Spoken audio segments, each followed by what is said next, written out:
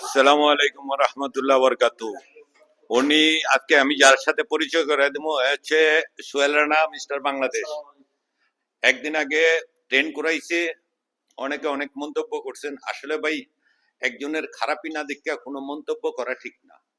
আমি এরকম মিস্টার বাংলাদেশ অনেকের লগে পরিচিত আছে। একজন মানুষরে আমি খারাপ না দেখে কিভাবে বলবো?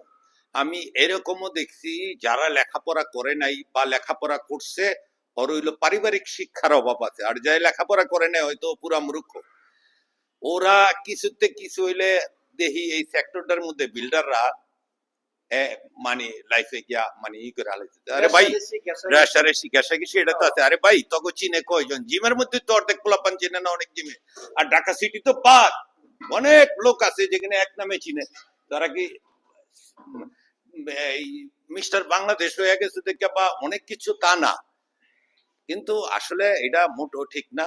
একজন মানুষ তার পরিচয়, একজন বিল্ডার তখনই পরিচয় হয় নম্র, ভদ্রতা, পারিবারিক শিক্ষা, শিক্ষিত। এইরকম এইরকম বিল্ডার অনেক আছে, ওরা কোনো কর্ণপাত করে না। আজকা এরকম বিল্ডার যারা কর্ণপাত করে না ওরা আজকে কোন পর্যায়ে, আর যারা এই ধরনের গিয়া দেখেন তারা কোন পর্যায়ে। তো আমি এইটাই বলবো যে একজন বিল্ডার আর একজন বিল্ডারের প্রতি রেশারেশি করা ঠিক না, উচিত না। ছিলে কান লইয়া গেছে আগে হাত দেন। আর একজনে একটা কথা বলছে প্রুফ করান, প্রুফ করতে পারলে। যাই হোক, সবাই মিলামিশা থাকা এটাই ভালো। দুনিয়াটা দুই দিনের, আজকে মরে গেলে কালকে আপনার নামও নিবে না। ধন্যবাদ, ইনশাল্লাহ পরবর্তী ভিডিওতে দেখা হবে।